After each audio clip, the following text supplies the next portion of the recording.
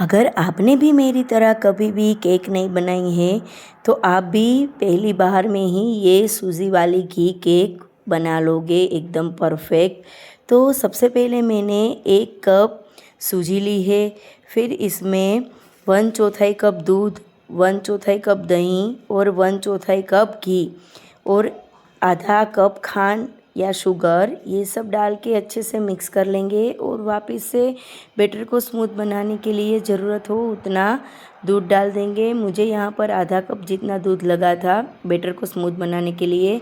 अब इसको आधे घंटे के लिए रेस्ट पे रख देंगे और फिर आधे घंटे बाद एक मिक्सी जार में डाल के इस बैटर को पूरा स्मूथ बना लेंगे, केक का बैटर बन जाए वैसा।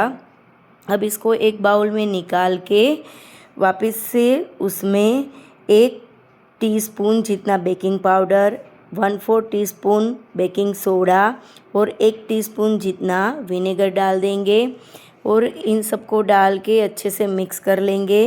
फिर एक केक टीन लेंगे, बटर पेपर बिछा देंगे और इसमें जो हमने बैटर बना के रखा है उसको डाल देंगे।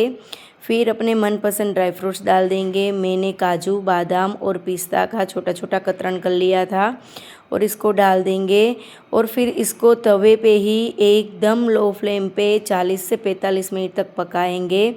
तो ये बिल्कुल रेडी हो जाएगा हमारा सूजी का घी वाला केक, जो पहली बार में ही बन के परफेक्ट